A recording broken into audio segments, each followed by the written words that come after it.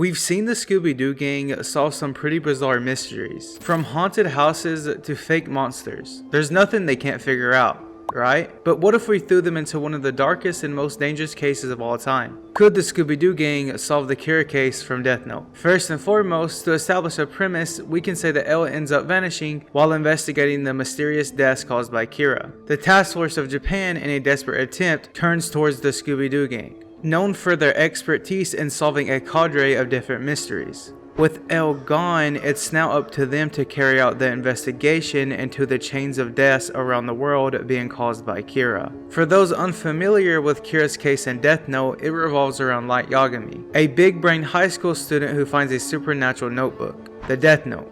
Go figure. The notebook allows him to kill anyone whose name and face he knows by writing their name into it. Light adopts the alias Kira, and he begins killing criminals in an effort to create a utopia where he rules as a god. His actions attract the attention of law enforcement activity trying to uncover his identity throughout the story, Wallace trying to outmaneuver and evade these authorities with his intellectual prowess, being this cat and mouse type of play. Getting right into it, the Scooby-Doo gang consists of 5 members, those being Fred, Velma, Daphne, Shaggy, and Scooby respectively. As a unit, they usually rely on unorthodox methods of teamwork, clever traps, and the uncovering of identity of villains who typically use fear and trickery through a combination of luck and intuition. Velma, Fred, and Daphne are the brains of the group. They do the strategizing and analyzing when it comes to the mysteries being solved. This is especially the most prominent in Velma, and why her analytical skills and deductive reasoning would for sure place her as the lead investigator in uncovering this case.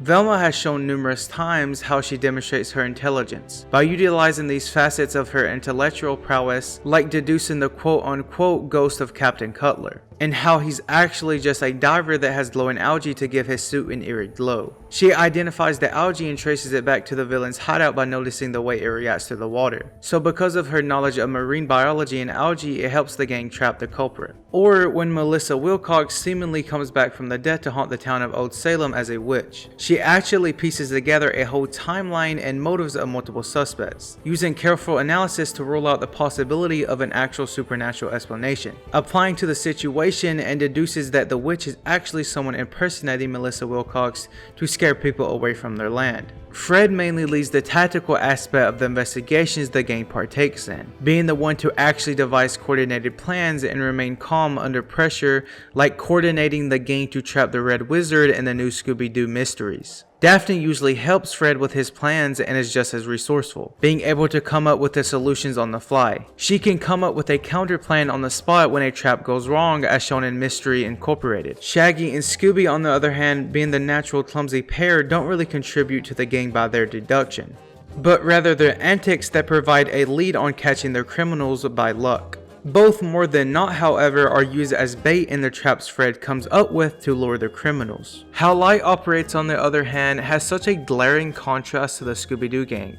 It's almost criminal not to mention it or say otherwise. In a universe like Death Note, where the stakes are actually higher and the consequences of mistakes are actually lethal, their usual methods will be forced to shake up in some sort of way. Light has almost a sociopathic and resolved approach to win his case, even going as far as to literally end and manipulate lives for it. There's clearly a more mature approach to the investigations in the world of Death Note when compared to the investigations in Scooby-Doo. No shocker. The Scooby-Doo game will need to adapt and rely more heavily on logic, deduction, and psychological analysis, making Velma the main essential piece to uncovering this case that this team would utterly lose without. The Death Note is a supernatural notebook using Kira's arsenal to write down the names of those he wants to kill. There are, however, certain rules that govern how the Death Note works, so I'll be using the same rules Kira had to abide by in the Death Note for this hypothetical. So the note will actually not take effect unless Light has the person's face in his mind when writing his or her name. Therefore, people sharing the same name will not be affected. If the cause of death is written within the next 40 seconds of writing the person's name, it will happen. If the cause of death is not specified, the person will simply die of a heart attack, and after writing the cause of death, details of the death should be written in the next 6 minutes and 40 seconds. Light actually convinces Ryuk to write down fake rules that govern the Death Note to mislead investigators, called the 13-day rule, stating that if the Death Note user does not write a name in it for 13 consecutive days,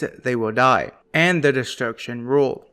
These false plays play a crucial role in Light's strategy because when El sees the 13-day rule, he becomes hesitant to believe Light is Kira, because there was a point in the investigation when Light was detained and unable to use the Death Note for more than 13 days. If the rule were true, Light would have died, thus diverting suspicion away from Light. The destruction rule further complicates the investigators' attempt to use the Death Note, since destroying it would have theoretically killed them, making them more cautious about taking such drastic measures.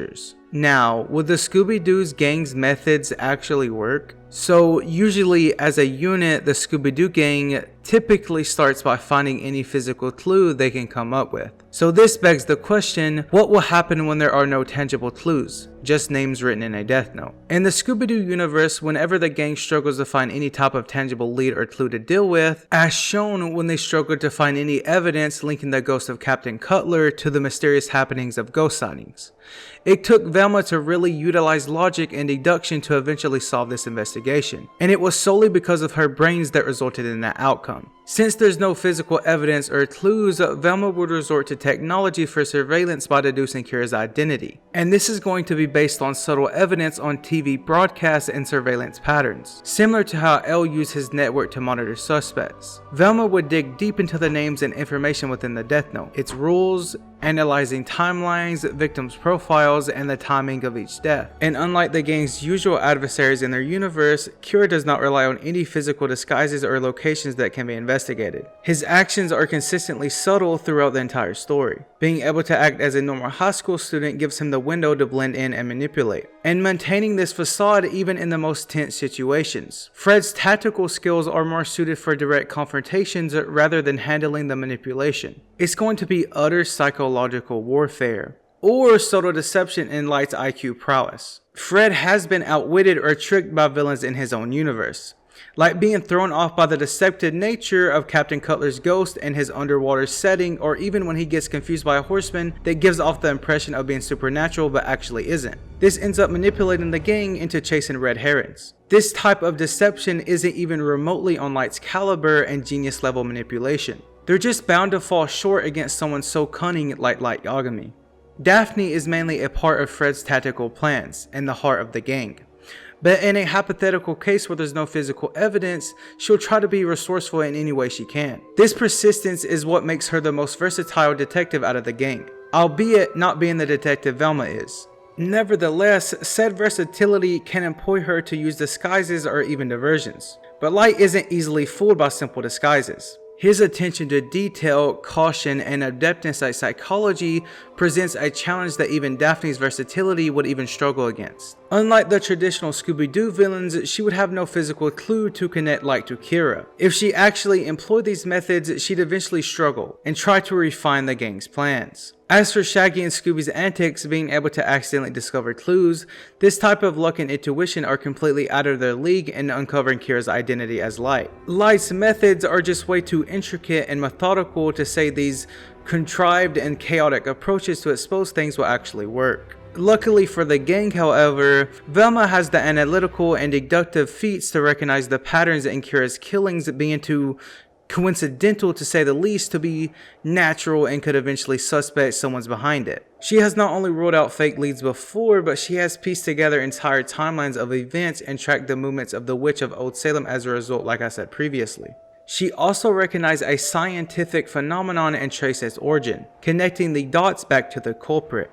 I think examining the Death Note after confiscating it, she'll be able to rule out the fake rules by analyzing the timelines of events not adding up. However, she wouldn't be able to actually understand the supernatural nature of the Death Note. Thus, connecting Kira's killings to Light's identity would fall short. Light's manipulation and deception is far too skilled for anyone in this scenario, going as far as to keep his high school facade while making them believe someone else is Kira. Plus, it'll just be another false lead that misdirected Velma. Uncovering the Death Note's supernatural nature and fully exposing Light's identity would be a challenge she more than likely wouldn't be able to win on her own. The Death Note is unlike anything Velma has ever encountered for the most part. What doesn't help is that Velma has consistently been skeptical of supernatural events and debunks them throughout most of the Scooby-Doo's material, despite the inconsistent continuity issues it has. But the Death Note is an actual supernatural artifact Velma must face in this hypothetical situation, in tandem with the fact that Velma rarely faces an opponent with Light's highest levels of intelligence and manipulation. I think the most reasonable win condition you can make for the Scooby-Doo gang is Velma with her level of intellect having some type of help from someone with more experience in psychological warfare